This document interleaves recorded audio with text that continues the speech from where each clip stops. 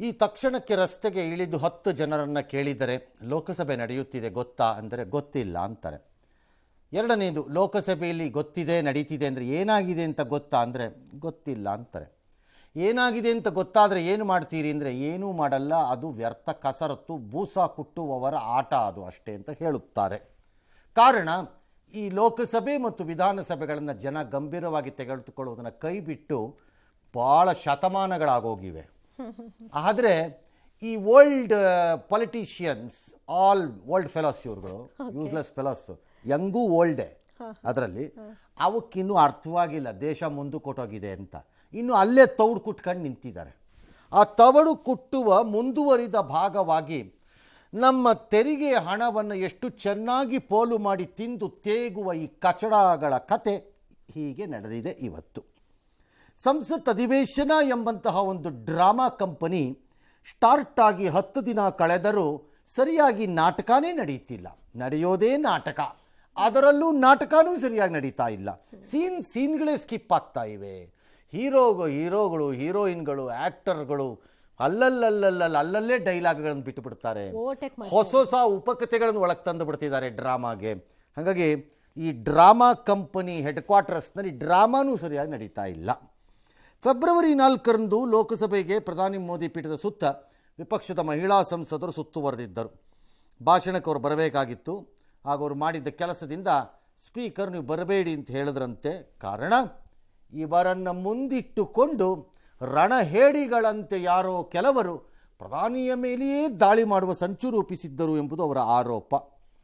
ಇವತ್ತು ಕಿರಣ್ ರಿಜಿಜು ಸಂಸದೀಯ ಮಂತ್ರಿ, ಅಂದರೆ ಡ್ರಾಮಾ ಡೈರೆಕ್ಟರ್, ಇವರು ಡೈರೆಕ್ಟರ್, ಡ್ರಾಮಾ ಸೆಕ್ಷನ್ ಡೈರೆಕ್ಟರ್. ಇವರು ವಿಡಿಯೋ ಹಾಕಿದ್ದಕ್ಕೆ ಹೌದು, ಅವರೇ ಡೈರೆಕ್ಟರ್ ಥರ ಒಂಥರ ಕೋಆರ್ಡಿನೇಟ್ ಮಾಡಬೇಕಲ್ಲ, ಅವರೇ ಡ್ರಾಮಾ ಡೈರೆಕ್ಟರ್. ಡ್ರಾಮಾ ಡೈರೆಕ್ಟರ್ ಸ್ಪೀಕರೇ, ಬಟ್ ಇರಲಿ, ಇವ್ರನ್ನ ಸದ್ಯಕ್ಕೆ ಅಡಿಷನಲ್ ಹೆಚ್ಚುವರಿ ಡೈರೆಕ್ಟರ್ ಆಗಿ ಇಟ್ಕೊಳ್ಳೋಣ ಇವ್ರನ್ನ ಬೇಕಾದ್ರೆ. ಈ ಡೈರೆಕ್ಟ್ರು ಒಂದು 2 ವಿಡಿಯೋ ಕೊಟ್ಟಿದ್ದಾರೆ, ಹೇಗೆ ಸುತ್ತುವರೆದ ಜೊತೆಗೆ ಕಾಗದ ಪತ್ರ ಹರಿದ್ರು ಮಾಡಿದ್ರು ಅಂತೆಲ್ಲ. ಹೊಸದೇನಾದ್ರು ನಾಟಕ ಇದ್ದರೆ ಹೇಳಬೇಕಪ್ಪ ಇವ್ರುಗಳು, ಬರೀ ಹಳೇದೇ ಹೇಳ್ತಾರಪ್ಪ. ಗಿರಿರಾಜ್ ಸಿಂಗ್ ಯಾರೋ ಹೋಗ್ಬಿಟ್ಟು ಸಂಸದ ಅವಮಾನ ಮಾಡಬೇಡಿ ಅಂತ ಕೇಳೋದು ಮಾಡೋದು ಡ್ಯಾಶ್ ಎಲ್ಲ. ಅದಕ್ಕೆ ಅವ್ರು ಹೇಳ್ತಾರೆ, ನಾವೇನಾದ್ರು ನಮ್ಮ ಎಂ ಪಿಗಳನ್ನು ಆ ಕಡೆ ಕಳಿಸ್ಬಿಟ್ಟಿದ್ರೆ ಅವತ್ತು ಏನಾಗ್ತಿತ್ತು ಡ್ರಾಮಾದಲ್ಲಿ ಕೊಲೆ, ಸುಲಿಗೆ, ರಕ್ತ ಇದೆಲ್ಲ ಬರೋಂಗೆ ಅಲ್ಲೂ ಬರ್ತಿತ್ತು ಅಷ್ಟೇ. ನಮಗೆ ಚೆನ್ನಾಗಿರ್ತಿತ್ತು. Actually we could have seen something new, ಒಂದು ಎಂಟರ್ಟೈನ್ಮೆಂಟ್, ಒಂದು ಹೊಸದಾಗಾರು ನೋಡ್ತಾ ಇದ್ವಿ ಎಂಟರ್ಟೈನ್ಮೆಂಟಲ್ಲಿ. ಸರಿ, ಅದಕ್ಕೆ ಇನ್ಯಾರೋ ಒಬ್ರು ಕಾಂಗ್ರೆಸ್ ಸಂಸದೆ ವರ್ಷಾ ಗಾಯಕ್ವಾಡ್ ಅನ್ನೋರು ಬ್ಯಾನರ್ ಮಾಡೋದ್ರಲ್ಲಿ ತಪ್ಪೇನಿದೆ? ಏನೂ ತಪ್ಪಿಲ್ಲ. ಡ್ರಾಮಾ ಮಾಡೋದ್ರಲ್ಲಿ ತಪ್ಪಿದೆ ಅಂತ ನಾವು ಹೇಳೋಕ್ಕಾಗತ್ತೆ? ಏನು ತಪ್ಪು? ಯಾಕಂದರೆ ನಿಮ್ಮ ಕಾನ್ಸ್ಟಿಟ್ಯೂನ್ಸಿ ಜನ ಓಟ್ ಕೊಟ್ಟಿದ್ದು ಈ ಮಹಾತಾಯಿ ವರ್ಷಾ ಗಾಯಕ್ವಾಡ್ ಎಂಬ ಆಕೆಗೆ. ಇದಕ್ಕೇನೆ ಏನಾಗಿದೆ, ತಪ್ಪಾಗಿದೆ ಅನ್ನೋದಕ್ಕೆ 2.25 ವೋಟ್ ಬರಲ್ಲ ಇದರಿಂದ ಅನ್ನೋ ಯೋಗ್ಯತೆಯೂ ಇಲ್ಲ ಅರ್ಥ ಮಾಡ್ಕೊಳ್ಳೋದು. ಆ ರಾಹುಲ್ ಗಾಂಧಿ ಎತ್ತೋ ವಿಚಾರ ಎಲ್ಲ ಇಂಥವೇ. ಒಂದಕ್ಕೂ 2 ವೋಟ್ ಬರಲ್ಲ, ಒಂದಕ್ಕೂ ಬರಲ್ಲ. ಸರಿ, ನಾವು ಯಾರ ಮೇಲೂ ಹೋಗಿರಲಿಲ್ಲ, ಕೇವಲ ಬ್ಯಾನರ್ ಹಿಡ್ಕೊಂಡಿದ್ವಿ ಅಷ್ಟೇ. ಬ್ಯಾನರ್ಗೆ ಹೆದರ್ಕೊಂಬಿಟ್ರಾ ಅಂತ ಇರ್ಬೋದು ಅಂತೆಲ್ಲ ಅವ್ರದ್ದು ಪ್ರಶ್ನೆ. ಈ ಬೂಟಾಟಿಕೆಗಳಿಗೆ ದೇಶ ಬೇರೆ ಒಪ್ಸಿದ್ದೀವಿ. ಮಾಡ್ಕೊಳ್ಳಿ, ಏನು ಬೇಕಾದ್ರೂ ಮಾಡ್ಕೊಂಡು ಹಾಳಾಗಿ ಹೋಗಿ, ಯಾವನಿಗೆ ಬೇಕು. ಎಸ್,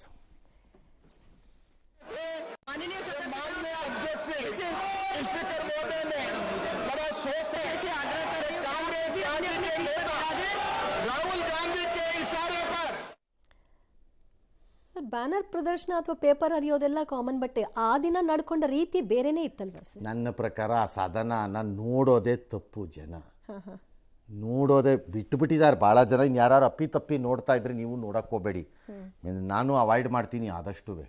ಬೇಡವೇ ಬೇಡ ಅಂತ. ಏನು ಉಪ್ಪಿನಕಾಯಿ ಹಾಕೊಂಡು ನೆಕ್ಕಕ್ಕೆ, ಉಪ್ಪಿನಕಾಯಿ ಹಾಕೊಂಡು ನೆಕ್ಕಕ್ಕೆ ಇವ್ರ ಸಾಧನ ಏನಂತೆ? ಸಾಧನನೂ ಇಲ್ಲ, ಪದನೂ ಇಲ್ಲ, ಮದನೂ ಇಲ್ಲ, ಯಾವುದು ದಿನ ಸುಮ್ಮನೆ ವೇಸ್ಟ್ ಮಾಡಿಬಿಟ್ರು. ದಿನ ವೇಸ್ಟು, ನಮ್ಮ ದುಡ್ಡು ವೇಸ್ಟು, ಇವ್ರುಗಳೇ ವೇಸ್ಟ್ ಬಾಡಿಗಳು. ಟೋಟಲಿ ಎಲ್ಲ ವೇಸ್ಟ್ ಬಾಡಿಗಳೆಲ್ಲ ಅಲ್ಲಿವೆ. ಆ ವೇಸ್ಟ್ ಬಾಡಿಗಳ ಕೆಲಸನ ನಾವು ನೋಡೋಕ್ಕೆ ತಯಾರಿ ಇಲ್ಲ. ನೀವು ಬೇಕಾದ್ರೆ ತೌಡು ಕುಟ್ಕೊಂಡು ಕೂತ್ಕೊಳ್ಳಿ, ನಮಗೆ ಬೇರೆ ಕೆಲಸ ಇದೆ ಅಂತ ಜನ ಹೇಳಾಗೋಗಿದೆ ದೇಶದಲ್ಲಿ ಜನ. ನಾನು ಬೆಟ್ಸ್ ಕಟ್ಟಿಬಿಡ್ತೀನಿ ಇವತ್ತು ಬೇಕಾದ್ರೆ, ಈಗಲೂ ಹೋಗ್ತೀನಿ ರಸ್ತೆಗೆ ಮೈಕ್ ಹಿಡ್ಕೊಂಡು. ಲೋಕಸಭೆ ಇದೆ, ನಡೀತಾ ಇದೆ ಸರ್, ಹೌದಾ ಸರ್? ಹಂಗ ವಾಪಸ್ ಕೇಳ್ಬೋದು. ಇನ್ಯಾರೋ ಒಬ್ರು ಕೇಳಿದ್ರು, ಸರ್ ಲೋಕಸಭೆ ಎಲ್ಲಿ ಸರ್ ಅದ ಅಂತ. ಏನಾಗ್ತಾ ಇದೆ? ಅದೆಲ್ಲಿ ಸರ್ ಅದ? ಡೆಲ್ಲಿಲಪ್ಪ. ಓ ಡೆಲ್ಲಿಲ್ಲ ಸರ್, ಸರಿ ಬಿಡಿ ಸರ್. ಅದೇ ಪಾರ್ಲಿಮೆಂಟ್ ಸರ್, ಸರಿ ಬಿಡಿ ಸರ್ ಹೇಳಿ. ಏನು ಸರ್ ಬಡ್ದಾಡ್ಕತ್ತಾರೆ ಬಿಡಿ ಸರ್ ಅಂತ. ಜನ ತೀರ್ಮಾನಕ್ಕೆ ಬಂದಾಗೋಗಿದೆ. ನೀವು ಲಜ್ಗೆಟ್ಟವರು, ನಿಮಗೆ ಮಾನ ಮರ್ಯಾದೆ ನಾಚಿಕೆ ಅನ್ನೋದು ಏನಿಲ್ಲ ನಿಮ್ಮಗಳಿಗೆ ಅನ್ನೋದೆಲ್ಲ ಬಂದುಬಿಟ್ಟಿದ್ದಾರೆ. ಎಸ್, ಆದರೆ ಈ ಮಿತಿ ಮೀರಿದ ವರ್ತನೆಗೆ ಕಡಿವಾಣ ಹಾಕೋದಾದ್ರೂ ಈ ವರ್ತನೆಯಲ್ಲಿ ಕಾಣಿಸಿರೋದು ಇಷ್ಟೇ. ಅದ್ಯಾರೋ ವರ್ಷ ಗಾಯಕ್ವಾಡ್, ಅದ್ಯಾರೋ ಏನು ಪ್ರಭಾ ಮಲ್ಲಿಕಾರ್ಜುನ್, ನಮ್ಮ M P, Davanagere M P ಇದು. ಓಕೆ, ಫಸ್ಟ್ ಟೈಮ್ ಹೋಗಿರೋದು. ಅಬ್ಬಾ ಏನು ಸಂಸದೆ, ಆಹಾ ಹಾ ಹಾ. ಬಂದು ತೆಗ್ದಂಗೆ ದಾವಣಗೆರೆ ಎಂಟ್ರಿಯಿಂದಾನೇ ಅವ್ರಿಗೆ ಸನ್ಮಾನ ಮಾಡಬೇಕು ನನ್ನ ಪ್ರಕಾರದಲ್ಲಿ. ಹಾಂ, ಅದ್ಭುತ ರೀ ನಿಮ್ಮದು. ಪ್ರತಿಷ್ಟು ಪ್ರತಿಭಟನೆ ಮಾಡೋದಕ್ಕೆ ಆ ಸದನದಲ್ಲಿ ಜಾಗ ಇರಬಹುದು. ನಾನು ಇಲ್ಲ ಅಂತ ಹೇಳೋಕ್ಕಾಗಲ್ಲ, ಇದೆ. ತಪ್ಪು ಅಂತ ನಾನು ಹೇಳಲಿಕ್ಕೆ ಬರಲ್ಲ ಅದನ್ನು, ಇವ್ರು ಮಾಡಿಕೊಂಡಿರೋ ನಿಯಮಾವಳಿಗಳ ಪ್ರಕಾರದಲ್ಲಿ. ಆದರೆ ಪ್ರತಿಪಕ್ಷದಲ್ಲಿರುವವರು ತಮ್ಮ ಪ್ರತಿಭಟನೆಯನ್ನು ಹೆಚ್ಚು ಸ್ತರದಲ್ಲಿ ಮಾಡಬೇಕು ಅಂದಾಗ ಸದನದ ಬಾವಿ ಒಳಕ್ಕೆ ಬಂದು ಪ್ರತಿಭಟನೆ ಮಾಡೋದೂ ಇದೆ. ಇಲ್ಲ ಅಂತ ಹೇಳಲಿಕ್ಕಾಗಲ್ಲ. ಎಲ್ಲರೂ ಮಾಡಿದ್ದಾರೆ, ಇವರು ಮಾಡ್ತಿದ್ದಾರೆ. ಎಲ್ಲರೂ ಅದೇ ಕಚಡ ಕೆಲಸ ಮಾಡಿರೋದು, ಇವರು ಅದೇ ಕಚಡ ಕೆಲಸ ಮಾಡ್ತಾರೆ. ಯಾವ ಪಕ್ಷದವರು ಹಿಂದೆ ಮುಂದೆ ಇಲ್ಲ. ಆದರೆ ಸದನದ ಬಾವಿಯನ್ನು ದಾಟಿ ಆಡಳಿತ ಪಕ್ಷದ ಕಡೆಗೆ ಹಾರಿ ಹೋಗುವುದು ಸರಿಯೂ ಅಲ್ಲ, ಸಭ್ಯತೆಯೂ ಅಲ್ಲ, ನೀತಿ ನಡವಳಿಕೆಯೂ ಅಲ್ಲ. ಇದು ಸದನಕ್ಕೆ ಗೌರವ ತರ. ನಾಳೆ ಉದಾಹರಣೆಗೆ ಭಾರತೀಯ ಜನತಾ ಪಕ್ಷದ ವಿಧಾನಸಭೆಯಲ್ಲಿರೋ ಸದಸ್ಯರು ವೆಲ್ಲಗಿಳಿದು ಚೀಫ್ ಮಿನಿಸ್ಟರ್ ಹಿಂದಕ್ಕೆ ಹೋಗಿ ನಿಂತ್ಕೊಂಡ್ರೆ ಏನಾಗುತ್ತೆ? It's not correct. ಅಷ್ಟರ ಮಟ್ಟಿಗೆ ಆ ಮಹಿಳಾ ಸದಸ್ಯರು ಎಂಬ ಘನತೆವೆತ್ತ ಅವರು ಮಾಡಿರೋವಂಥದ್ದು ನಾಚಿಗೇಡು ಮತ್ತು ಲಾಯಕ್ಕಿಲ್ಲದವರು ಸದನದ ಒಳಗೆ ಹೋಗೋಕ್ಕೆ ಅವ್ರುಗಳು. ನನ್ನ ಪ್ರಕಾರದಲ್ಲಿ ಸದನದ ನಿಯಮಾವಳಿಗಳಿಂದ ತಿಳ್ಕೊಳ್ಳದೆ ಬರೀ ಬುರುಡೆ ಬಿಡ್ತಾರೆ. ಯಾರೋ ಒಬ್ಬರು ಎಂ ಪಿ ಆಚೆ ಬಂದು, ನಾವೆಲ್ಲ ಹೆಣ್ಣು ಮಕ್ಕಳು 1000 ವರ್ಷಗಳ ತುಳಿತವನ್ನು ತಡೆದಿ. ಬುರುಡೆ ಬಿಡಬೇಡಿ, ಆ ಸ್ಟೋರಿ ಹೇಳಕ್ಕಲ್ಲ.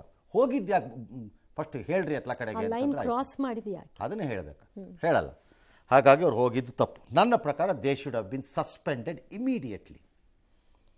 ಇಮಿಡಿಯೇಟ್ಲಿ ಸಸ್ಪೆಂಡ್ ಆಗಬೇಕಾಗಿತ್ತು ಅವರೆಲ್ಲ, ಎತ್ತಾಚೆ ಬಿಸಾಕಬೇಕಾಗಿತ್ತು ಅವ್ರನ್ನ. ಮಾಡಿಲ್ಲ. ಅದು ಆ ಸರ್ಕಾರದ ಹಣೆ ಬರಹ, ನನಗೆ ಸಂಬಂಧವಿಲ್ಲ ಅದು. ಹಾಗಾಗಿ ದೇಶದ ಜನ ಏನು ಮಾಡಬೇಕು? ನೋಡಬೇಡಿ, ಇವ್ರ ಈ ನಾಟಕನ ಡ್ರಾಮಾನ ನೋಡಬೇಡಿ ಅಷ್ಟೇ. ಇನ್ನು ಲೋಕಸಭೆಯಲ್ಲಿ ಇವತ್ತು ಕೋಲಾಹಲವಾಗಿದೆ. ರಾಷ್ಟ್ರಪತಿಗಳ ಭಾಷಣದ ಬಗ್ಗೆ ಚರ್ಚೆಗೆ ರಾಹುಲ್ ಗಾಂಧಿ ಸೇರಿ ವಿಪಕ್ಷ ನಾಯಕರಿಗೆ ಮಾತನಾಡಲು ಅವಕಾಶ ಕೊಡ್ತಿಲ್ಲ ಅಂತ ಸ್ಪೀಕರ್ ಪದಚ್ಯುತಿಗೆ ಒತ್ತಾಯಿಸಿ ಹಾಗೂ 8 ಸಂಸದರ ಅಮಾನತು ವಾಪಸ್ಗೆ ಆಗ್ರಹಿಸಿ ಕಲಾಪ ಶುರುವಾಗ್ತದ ಹಾಗೆ ವಿಪಕ್ಷಗಳು ಘೋಷಣೆಯನ್ನು ಕೂಗಿದ್ರು. ಹಾಗಾಗಿ 2 ಬಾರಿ ಕಲಾಪ ಮುಂದೂಡಿಕೆಯಾಯಿತು. ಈ ವೇಳೆ ಸದನದ ಬಾವಿಗಿಳಿದು ಆಡಳಿತ ಪಕ್ಷದ ಸದಸ್ಯರು ಪ್ರಧಾನಿ ಪೀಠಕ್ಕೆ ಅಪಮಾನ ಮಾಡಿದವರ ವಿರುದ್ಧ ಕ್ರಮಕ್ಕೆ ಒತ್ತಾಯಿಸಿದ್ರು. ಈ ಬೆನ್ನಲ್ಲೇ ಸ್ಪೀಕರ್ ಓಂ ಬಿರ್ಲಾ ವಿರುದ್ಧ ಅವಿಶ್ವಾಸ ಗೊತ್ತುವಳಿ ನಿರ್ಣಯವನ್ನು ಕಾಂಗ್ರೆಸ್ ನೇತೃತ್ವದಲ್ಲಿ ವಿಪಕ್ಷಗಳು ಮಂಡಿಸಿದ್ವು. ಈ ನೋಟಿಸ್ಗೆ 118 ಸಂಸದರು ಸಹಿ ಹಾಕಿದ್ದಾರೆ. ಆದರೆ ಅವಿಶ್ವಾಸ ನಿರ್ಣಯದಿಂದ ಟಿಎಂಸಿ ಹಿಂದೆ ಸರಿದಿದೆ. ಅವಿಶ್ವಾಸ ನಿರ್ಣಯ ನೋಟಿಸ್ಗೆ ಪ್ರತಿಕ್ರಿಯಿಸಿರುವ ಸ್ಪೀಕರ್ ನೋಟಿಸ್ ಪರಿಶೀಲಿಸಿ ಮತ್ತು ಮುಂದಿನ ಪ್ರಕ್ರಿಯೆ ಆರಂಭಿಸಿ ಅಂತ ಹೇಳಿ ಲೋಕಸಭೆ ಕಾರ್ಯದರ್ಶಿಗೆ ಸೂಚಿಸಿದ್ದಾರೆ. ಅಲ್ಲದೆ ಅವಿಶ್ವಾಸ ಗೊತ್ತುವಳಿ ಅರ್ಜಿ ಇತ್ಯರ್ಥ ಆಗುವವರೆಗೂ ಸಂಸತ್ ಕಲಾಪಕ್ಕೆ ಗೈರಾಗಲು ಸ್ಪೀಕರ್ ಓಂ ಬಿರ್ಲಾ ನಿರ್ಧರಿಸಿದ್ದಾರೆ. ಮೂಲಗಳ ಪ್ರಕಾರ ಮಾರ್ಚ್ 9ಕ್ಕೆ ಅವಿಶ್ವಾಸ ನಿರ್ಣಯ ನಡೆಸುವ ಸಾಧ್ಯತೆ ಇದೆ. ಈ ಮಧ್ಯೆ ಪ್ರಧಾನಿಗಳ ಮೌನ ಹೇಳಿತನದ್ದು ಅಂದಿರುವ ಸಿಎಂ ಸಿದ್ದರಾಮಯ್ಯ ವಿರುದ್ಧ ಬಿಜೆಪಿ ರಾಜ್ಯಾಧ್ಯಕ್ಷ ವಿಜಯೇಂದ್ರ ಎಕ್ಸ್ನಲ್ಲಿ ಕಿಡಿಕಾರಿದ್ರು.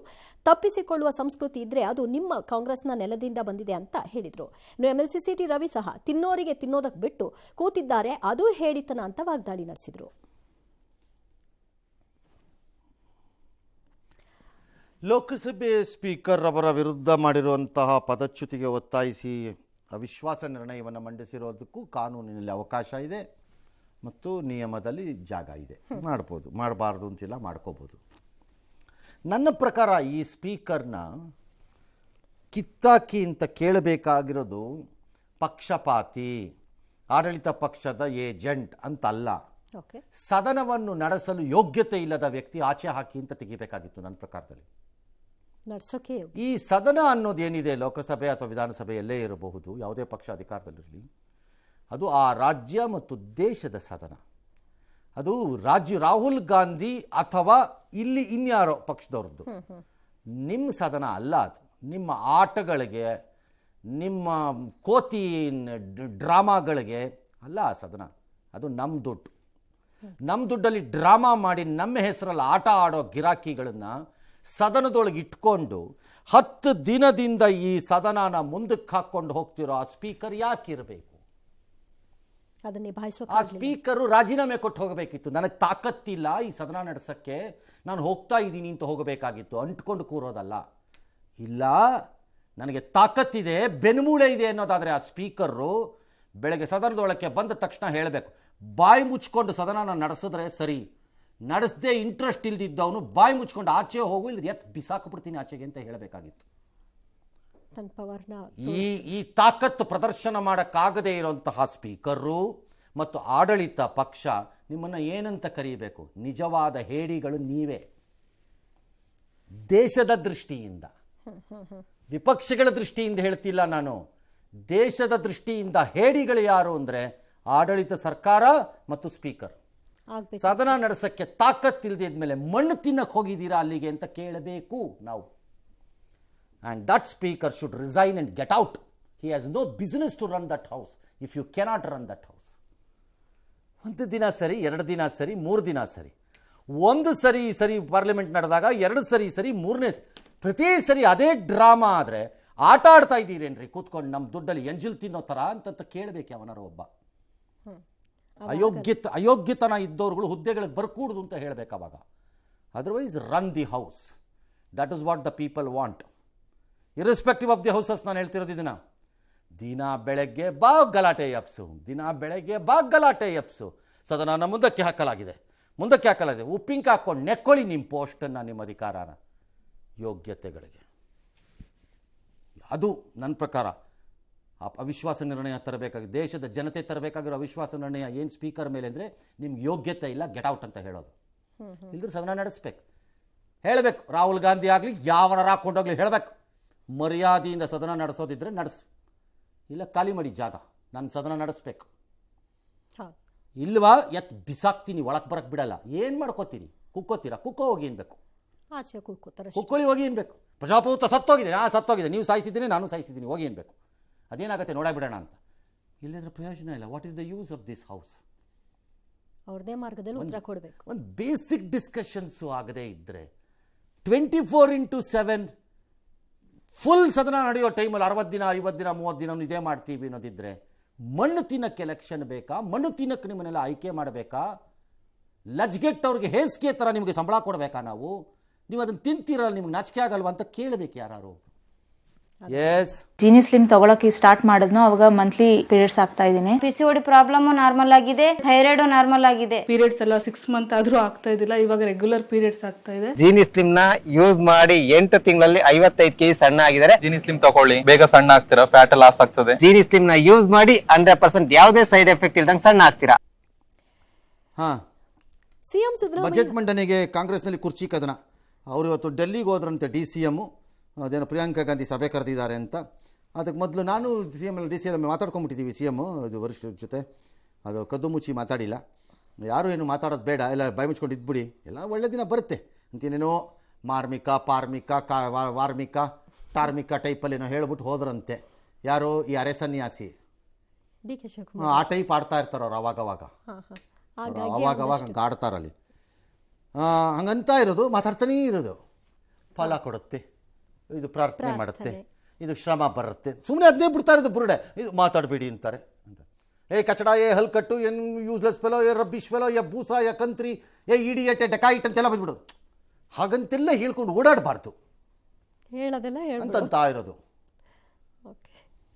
ಈ ಹೈಕಮಾಂಡ್ ಏನು ಹೇಳುತ್ತೋ ಅದೇ ಅಂತಿಮ ಅಂತ ಅವರು ಚೀಫ್ ಮಿನಿಸ್ಟರ್ ಅವ್ರದ್ದೊಬ್ಬರದು ಅದೊಂಥರ ಅವ್ರ ಒಳಗಡೆ ಒಂದು ಟೇಪ್ ರೆಕಾರ್ಡರ್ ಪ್ಲೇಟ್ ಇಟ್ಕೊಂಬಿಟ್ಟವ್ರೆ, ಅದನ್ನು ಪ್ರೆಸ್ ಮಾಡ್ತಾರೆ ಒಂದು ಸರಿ ಟಕಾರ್ ಅಂತ. ಸಿದ್ದರಾಮಯ್ಯ ಅವ್ರು ಹೇಳಿದ್ದೆ ಅಂತಿಮ ಅಂತ. ಅಯ್ಯೋ, ಇದೊಂದು ಸರ್ಕಾರ, ಇದಕ್ಕೊಬ್ರು ಚೀಫ್ ಮಿನಿಸ್ಟ್ರು, ಇದಕ್ಕೊಬ್ರು ಉಪಮುಖ್ಯಮಂತ್ರಿಗಳು, ಅವ್ರ ಬೆಂಬಲಿಗರು, ಇದ್ರ ಮೇಲೆ ಹೈಕಮಾಂಡ್ ಹೆದರ್ಕೊಂಡು ನರೇಂದ್ರ ಮೋದಿನ ಹೆದರಿ ಓಡಿಸ್ಬಿಟ್ಟಿರೋ ರಾಹುಲ್ ಗಾಂಧಿ. ನರೇಂದ್ರ ಮೋದಿನ ಅಟ್ಟಾಡಿಸ್ಕೊಂಡು ಓಡಿಸ್ಬಿಟ್ರು, ಎದುರಿಸ್ಬಿಟ್ಟು, ಬರೀ ಹಿಂಗೆ ಪುಸ್ತಕ ತೋರಿಸ್ಬಿಟ್ಟು ಎದುರಿಸ್ಬಿಟ್ರಪ್ಪ. ಟ್ರಂಪು ಚೀನಾ ಅಂತ ತಕ್ಷಣ ಓಡ್ಬಿಟ್ರು. ಪೊಕ್ಕಲ್ರ ಥರ ಟಾರ್ಮ್ಯಾಕ್ ಮೇಲೆ ನಿಂತ್ಕೊಂಡು ಡಿಸ್ಕಸ್ ಮಾಡ್ತಾರೆ ಇಲ್ಲಿ ಅಧಿಕಾರದನ್ನು. ಇದಕ್ಕೆ ಮಾಡ್ರಿ ನೋಡೋಣ ತೀರ್ಮಾನ. ನಿಮಗೆ ಧೈರ್ಯ ಇದ್ದರೆ, ಬೆನ್ಮೂಳೆ ಇದ್ದರೆ, ಇದು ಹೆದರ್ಕೊಳ್ಳೋದು ನನ್ನ ಪ್ರಕಾರ. ಎಸ್, ಅಲ್ಲಿ ಮೋದಿ ಒಂದು ಹೇಳಿಕೆ ಕೊಡದೇ ಇದ್ದರೆ ಏನು ದೇಶ ಬಿತ್ತೋಗಲ್ಲ. ಇಲ್ಲಿ ಇವರಿಬ್ಬರು ಬಡದಾಟದಲ್ಲಿ ಆಗಬೇಕಾಗಿರೋ ಕೆಲಸಗಳು. ಇದಕ್ಕಿಂತ ಡ್ರಾಮಾ ಬೇಕಾ ಕಾಂಗ್ರೆಸ್ದು? ನಾಚಿಕೆನೂ ಆಗಲ್ವಾ ಕಾಂಗ್ರೆಸ್ನವ್ರಿಗೆ? ಹಾಗಂದ್ರೆ ಏನು ಅಂತಾರೆ? ಹಾಂ, ಇರ್ಬೋದು. ಎಸ್, ನಾನು ಸಿದ್ದರಾಮಯ್ಯನವರು ಏನು ಮಾತಾಡಿದ್ದೀವಿ ನನಗೆ ಗೊತ್ತು. ನಾವಿಬ್ಬರೇ ಕದ್ದು ಮುಚ್ಚಿ ಮಾತಾಡ್ಕೊಂಡಿದ್ದೀವಿ. ಪ್ರತಿದಿನನೂ ನಂಗೆ ಒಳ್ಳೇದೇ, ಪ್ರತಿದಿನನೂ ಸಂತೋಷನೇ, ಪ್ರತಿದಿನನೂ ಸಂತೋಷದ ದಿನನೇ, ಪ್ರತಿದಿನನೂ ಕಷ್ಟದ ದಿನನೇ. ಯಾವುದು ಏನು ಮುಖ್ಯವಾಗಿಲ್ಲ. ಅವ್ರು ಹೇಳಿದ್ರೆ ಅವ್ರನ್ನೇ ಕೇಳಿ, ನಂಗೆ ಗೊತ್ತಿಲ್ಲ. ನಾನು ಅದ್ರ ಬಗ್ಗೆ ಮಾತಾಡಲ್ಲ. ಹೈಕಮಾಂಡ್ನವ್ರು ಏನು ಹೇಳ್ತಾರೆ ಅದಕ್ಕೆ ಅದನ್ನೇ ಅಂತಿಮ. ನೀವು ಸುಮ್ಮನೆ ಏನೇನೋ ಪ್ರಶ್ನೆ ಕೇಳಿದ್ರೆ ಪ್ರಯೋಜನ ಇಲ್ಲಪ್ಪ. ನಾನು ಕರೀದಿನ ಯಾಕೆ ಹೋಗ್ಲಮ್ಮ? ಕರೆದ್ರೆ ಹೋಗ್ತೀನಿ. ಅವರು ಪ್ರದೇಶ ಕಾಂಗ್ರೆಸ್ ಸಮಿತಿ ಅಧ್ಯಕ್ಷರಿದ್ದಾರೆ. 2 ದೊಡ್ಡ ಇಲಾಖೆ, ನೀರಾವರಿದು, ಬೆಂಗಳೂರಿದು, ಅನೇಕ ಸಭೆಗಳು ಮಿಕ್ಸ್ ಮಾಡ್ಕೊಂಡಿರ್ತಾರೆ, ಹೋಗ್ತಾರೆ. ಅವ್ರಿಗೆ ಡೆಲ್ಲಿಗೆ ಹೋಗೋದೇ ದೊಡ್ಡ ವಿಚಾರನಾ? ಡೆಲ್ಲಿಗೆ ಹೋಗೋ ಮುಂಚೆ ಹೇಳ್ಬಿಡೋದು, ಆಮೇಲೆ ನೀವು ಯಾರು ಏನು ಟೆನ್ಷನ್ ಮಾಡ್ಕೊಂಬೇಡಿ, ಎಲ್ಲ ಆಗುತ್ತೆ ಅಂತ ಹೇಳೋದು. ಮಾಡ್ಕೊಂಡು ಹೋಗ್ಲಿ ಬಿಡ್ರಿ, ಯಾರು ಕೇರ್ ಮಾಡ್ತಾರೆ? ಇನ್ನು ಹೋದಲ್ಲಿ ಬಂದಲ್ಲಿ ಕೈ ಎತ್ತಿ ಒಗ್ಗಟ್ಟು ಪ್ರದರ್ಶನ ಮಾಡ್ತಾ ಇದ್ದ ಡಿ.ಕೆ. ಶಿವಕುಮಾರ್ ಸಿದ್ದರಾಮಯ್ಯ ನಡುವಿನ ಸ್ನೇಹ ದೂರ ಆಯ್ತಾ ಅನ್ನುವಂಥ ಪ್ರಶ್ನೆ ಎದ್ದಿದೆ. ಕಾರಣ ಬೆಂಗಳೂರು ಅಭಿವೃದ್ಧಿ ಹಾಗೂ ಜಲಸಂಪನ್ಮೂಲ ಇಲಾಖೆಯ ಬಜೆಟ್ ಪೂರ್ವಭಾವಿ ಸಿದ್ಧತಾ ಸಭೆಯನ್ನ ಮುಖ್ಯಮಂತ್ರಿಗಳು ನಡೆಸಿದ್ದಾರೆ. ಅದಕ್ಕೆ ಡಿ.ಕೆ. ಶಿವಕುಮಾರ್ ಗೈರಾಗಿದ್ದಾರೆ. ಮುಖ್ಯಮಂತ್ರಿಗಳಿಗೆ ಪತ್ರದ ಮುಖೇನವಾಗಿ ನಾನು ಅನುಮತಿ ಪಡೆದಿದ್ದೀನಿ ಅಂತ ಆ ಕಡೆ ಅವರು ಕೂಡ ಹೇಳಿದ್ದಾರೆ, ಈ ಕಡೆ ಸಿಎಂ ಕೂಡ ಅದನ್ನೇ ಹೇಳಿದ್ದಾರೆ. ಏನಿಲ್ಲ, ಗೊಂದಲ ಯಾರಿಗೂ ಬೇರೆಯವ್ರಿಗೆ ಇರ್ಬೋದು, ನನಗೆ ಯಾವ ಗೊಂದಲನೂ ಇಲ್ಲ. ಬೇರೆಯವರೆಲ್ಲ ಇದಕ್ಕೆ ಟೆನ್ಷನ್ ತಗೊಳ್ಳೋದು, ಸ್ಟೇಟ್ಮೆಂಟ್ ಕೊಡೋದ್ರಿಂದ ಯಾರಿಗೂ ಏನೂ ಪ್ರಯೋಜನ ಆಗುದಿಲ್ಲ. ನಿನ್ನೆ ಬಜೆಟ್ ಮೀಟಿಂಗ್ ಮಾಡಿದ್ದೀನಿ ನಾನು. ನಮ್ದೆಲ್ಲ ಪ್ರೆಸೆಂಟ್ ಮಾಡ್ತಾರೆ, ಆಮೇಲೆ ಮತ್ತೆ ಬಂದು ನಾನು ಅವ್ರ ಹತ್ರ ಮಾತಾಡ್ತೀನಿ. ಲೆಟರ್ ಬರೆದಿದ್ದಾರೆ. ಲೆಟರ್ ಬರೆದು ನನಗೆ ಅಸ್ಸಾಂ ಚುನಾವಣಾ ಮೀಟಿಂಗ್ ಇದೆ, ಅಲ್ಲಿಗೆ ಹೋಗ್ಬೇಕಾಗಿದೆ ಡೆಲ್ಲಿಗೆ. ಅದಕ್ಕೋಸ್ಕರವಾಗಿ ನಾನು ಬರ್ಲಿಕ್ಕಾಗಲ್ಲ. ಅವರ ಒಂದು ಉಪಸ್ಥಿತಿಯಲ್ಲಿ ಮೀಟಿಂಗ್ ಆಗುತ್ತಲ್ಲ, ಇದು ಅವ್ರ ವೈಯಕ್ತಿಕ ಇರ್ಬೋದು, ಆದ್ರೂ ಇದು ರಾಜ್ಯದ ಪ್ರಶ್ನೆ ಅಲ್ವಾ ಸರ್? ಏನು ಬೇಕಾದ್ರೂ ಇರ್ಬೋದು. ಅಸ್ಸಾಂ ಚುನಾವಣೆ ನಾಳೆ ಇಲ್ಲ, ಇಷ್ಟು ಎಮರ್ಜೆನ್ಸಿ ಆಗಿ ನಾಳೆ ಇಲ್ಲ. ಇವತ್ತು ಆ ಸಭೆ ಮಾಡದೇ ಇದ್ದಿದ್ರೆ ಅಸ್ಸಾಮಲ್ಲಿ ಭೂಕಂಪ ಆಗಿ 76,000 ಜನ ಮೃತಪಡುತ್ತಾರೆ ಅಂತ ಏನಿಲ್ಲ ಅಲ್ಲಿ. ಅಥವಾ ಇವತ್ತಿನ ದಿನ ಮೀಟಿಂಗ್ ಆಗದೆ ಹೋಗ್ಬಿಟ್ರೆ ಪ್ರಿಯಾಂಕಾ ಗಾಂಧಿ ಎಂಬಾಕೆ ನಮ್ಮ ನಾಯಕಿ ಇನ್ನು ಕೈಗೆ ಸಿಕ್ಕಲ್ಲ, ಅವ್ರು ಮಾಡಿಸ್ಕೊಟ್ಟೋಗ್ತಾರೆ, ಮೂನ್ಗೊಟ್ಟೋಗ್ತಾರೆ. ಆಮೇಲೆ ಅಷ್ಟು ಬಿಸಿ ಏನಿಲ್ಲ. ಅಥವಾ ಅವ್ರು ಅಷ್ಟು ಬ್ಯುಸಿ ಇದ್ದಾರೆ, ಅಯ್ಯೋ ಇಂಪಾಸಿಬಲ್ ಅಂತ ಬ್ಯುಸಿನೂ ಇಲ್ಲ ಅವರು. ವೇರಾಸ್ ಬಜೆಟ್ಗೆ ಸಂಬಂಧಪಟ್ಟ ಮಂತ್ರಿಗಳು ಪೂರ್ವಭಾವಿ ಚರ್ಚೆಗಳಲ್ಲಿ ಹೋಗೋದು ಸರಿ ಮತ್ತು ನ್ಯಾಯ. ನಾಳೆ ನೀವೇ ಮುಖ್ಯಮಂತ್ರಿ ಆದಾಗ ಇದೇ ಥರ ಒಬ್ಬ ಮಂತ್ರಿಗಳು ನಾವು ಆ ಸಭೆಗೆ ಬರಲ್ಲ, ನೀವೇನು ಬೇಕಾದ್ರೂ ಮಾಡ್ಕೊಳ್ಳಿ, ನಿಮ್ಮ ಪಾಡಿಗೆ ನೀವು ನೋಡ್ಕೋತೀವಿ ಅಂತಂದರೆ ಹೇಗಿರುತ್ತೆ? It's very unfortunate. ಅದಾಗಬಾರ್ದಿತ್ತು. ರಾಜಕಾರಣ ಯಾವ ಲೆವೆಲ್ಗೆ ತೊಗೊಂಡು ಹೋಗಿದ್ದೀರಿ ಅಂತಂದರೆ, ಸಂದೇಶಗಳ ರವಾನೆ ಮಾಡೋ ಉದ್ದೇಶದಲ್ಲಿ ಹೇಗೆ ನಾರ್ಮಲ್ ಪ್ರಕ್ರಿಯೆಗಳನ್ನು ಕೈ ಬಿಡ್ತೀರಿ ಅಂತ. ಲೈಕ್ ಅದ್ಯಾರೋ ಮಹಿಳಾ MP ಗಳು ಹೋಗಿ ಪ್ರೈಮ್ ಮಿನಿಸ್ಟರ್ ಕುರ್ಚಿ ಹತ್ರ ನಿಂತ್ಕೊಂಡಂಗೆ, ಅಲ್ಲಿ ಪ್ರೈಮ್ ಮಿನಿಸ್ಟರ್ ಇರಲಿಲ್ಲ ಅಲ್ಲಿ ಅಂತಾರೆ. ಇರಬೇಕಾಗಿಲ್ಲ ಪ್ರೈಮ್ ಮಿನಿಸ್ಟ್ರು, ಆದರೆ ಆ ಜಾಗಕ್ಕೆ ಪ್ರೈಮ್ ಮಿನಿಸ್ಟರ್ ಇರಬೇಕಾಗಿಲ್ಲ, ಆ ಸ್ಪೇಸ್ ಅಷ್ಟೇ ಇಂಪಾರ್ಟೆಂಟ್. ಇರಬೇಕಾಗಿಲ್ಲ ಅಲ್ಲಿ ಪ್ರೈಮ್ ಮಿನಿಸ್ಟರ್ ಆ್ಯಕ್ಚುಲಿ ಹೇಳಬೇಕು ಅಂದರೆ. ಹಾಗೆ ಇಲ್ಲುವೆ ಸಂದೇಶ ರವಾನೆಗೆ ಈ ರೀತಿ ಮಾಡೋದು ಶುದ್ಧ ಮೂರ್ಖತನದ ಪರಮಾವಧಿ ಇದು ನನ್ನ ಪ್ರಕಾರ. ಮತ್ತು ವೆರಿ ಬ್ಯಾಡ್ ಪ್ರೆಸಿಡೆಂಟ್ಗಳು ಇವೆಲ್ಲ. ಸಭೆಗಳಲ್ಲಿ ಉಪಮುಖ್ಯಮಂತ್ರಿಯಾಗಿ ಭಾಗವಹಿಸಬೇಕು ಪ್ರೀ ಬಜೆಟ್ ಇದರಲ್ಲಿ, ಅಥವಾ ಮುಖ್ಯಮಂತ್ರಿಗಳಿಗೆ ಕಾಗದ ಬರೆದು ಹೋಗುವಷ್ಟು ದುಷ್ಟ ಸ್ಥಿತಿಯಲ್ಲಿ ಇಬ್ಬರು ಇದ್ದೀರಾ ನೀವು? ನಾಚಿಕೆ ಆಗಲ್ವಾ ಇಬ್ರಿಗೂ? ಕಾಗದ ಬರ್ಕೊಂಡು ಓಡಾಡ್ತೀರಾ ಒಬ್ರಿಗೊಬ್ರು? ಭಾಳ ಜಾಸ್ತಿ ಅಂದರೆ ಒಂದು ಫೋನ್ ಮಾಡಿ, ಸರ್ ಒಂದು ಸಭೆ ಇದೆ, ಹಿಂಗೆ ಹೋಗ್ತಾ ಇದ್ದೀನಿ ನಾನು. ಹೌದಪ್ಪ, ಬನ್ನಿಪ್ಪ ಅಂತ. ಕಾಗದ ಅಂದ್ರೆ ಅರ್ಥ ಏನು? ಅದಕ್ಕೆ ಏನೋ ಇಂಟರ್ನ್ಯಾಷನಲ್ ಮ್ಯಾಟ್ರ್ ಆದರೆ ಓಕೆ. ಮೂರನೇದು, ಒಂದು ವೇಳೆ ಅಂಥದ್ದಿದ್ದರೆ ನಿಮ್ದು ಅಸ್ಸಾಂ ಚುನಾವಣೆ ಡಿ.ಕೆ. ಶಿವಕುಮಾರ್ದು, CM ಶುಡ್ ಕೂಡ ಬಿನ್ ರಿಕ್ವೆಸ್ಟೆಡ್, ಸರ್ ದಯವಿಟ್ಟು ಒಂದು 2 ದಿನ ಮುಂದಕ್ಕೆ ಹಾಕ್ಕೊಳ್ಳಿ ಸರ್, ನಾನು ಬರ್ತೀನಿ, ನನ್ನ ಲಾಸ್ಟ್ ಮೀಟಿಂಗ್ ಇಟ್ಕೊಳ್ಳಿ ಸರ್, ನಂದನ್ನು ನಾನು ಬಂದುಬಿಡ್ತೀನಿ ಸರ್ ಮಾಡ್ಬೋದು. The whole idea was not to go. ಆ ಹೋಗದೇ ಇರೋ ಮೂಲಕ ನಾನೆಂಥವನು ಗೊತ್ತಾ ಅಂತ ತೋರಿಸೋದು ಅಷ್ಟೆ.